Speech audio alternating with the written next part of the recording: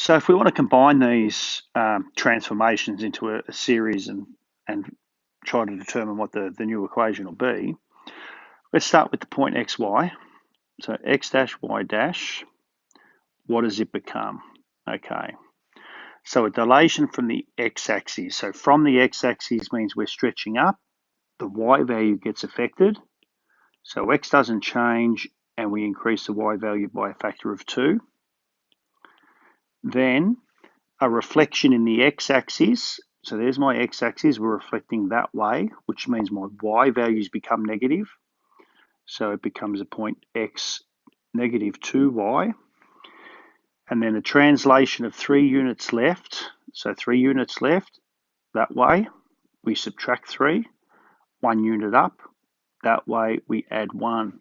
So that means my x value has 3 subtracted from it.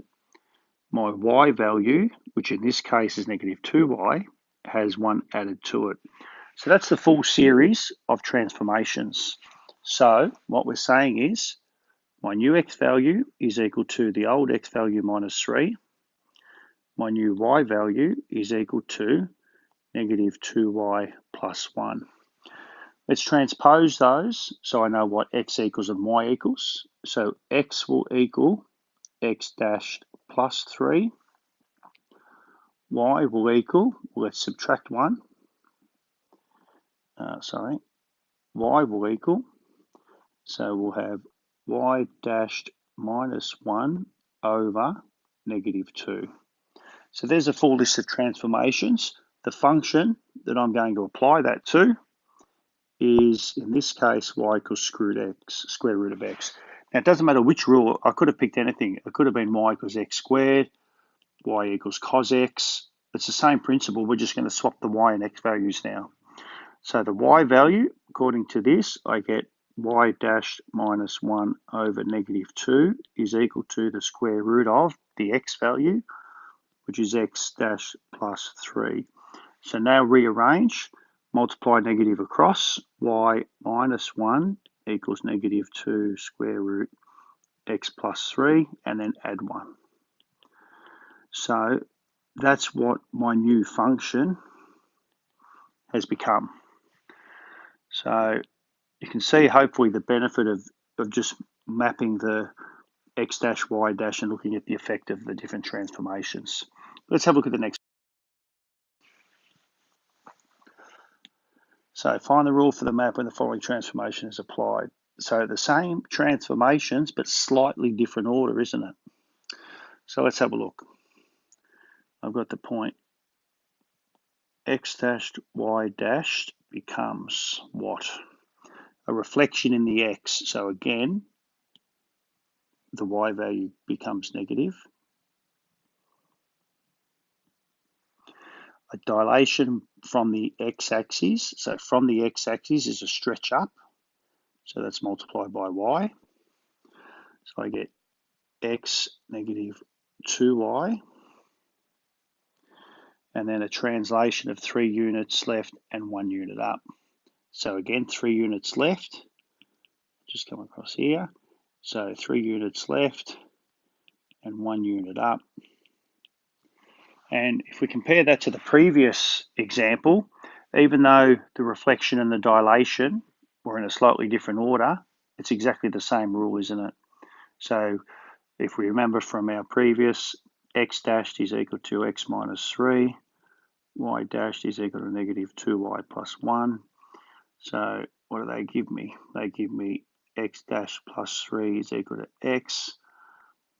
Y dashed minus 1 over negative 2 is equal to y. And so our new rule, y dash minus 1 over negative 2 is equal to the square root of x, which is x plus 3. So again, y is equal to negative 2 square root x plus 3 plus 1. So let's have a look at the third one. Same series of transformations, but only slightly different order. So xy becomes what? 3 units left, 1 unit up. So we're going to go 3 units left. So we go x minus 3, y plus 1, x dash y dashed.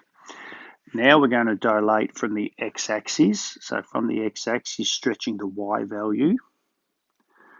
So x dash y dash becomes, we're multiplying the y value, so it's x minus 3. The whole y value is y plus 1.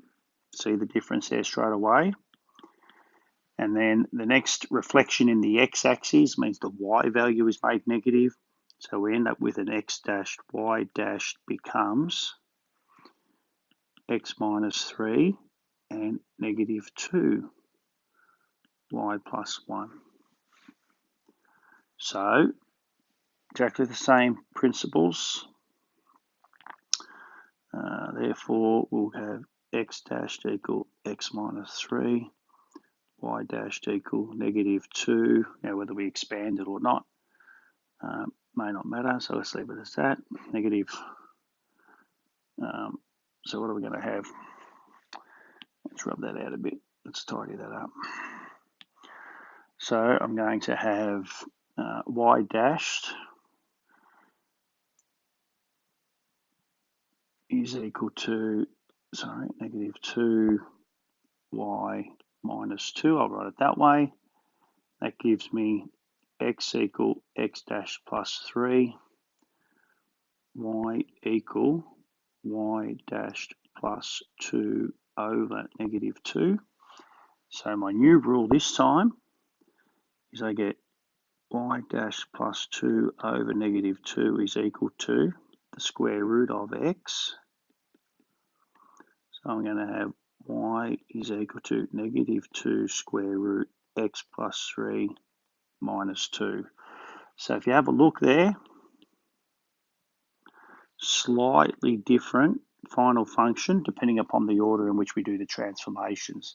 So it's going to be important that you pay attention to the order the transformations are described.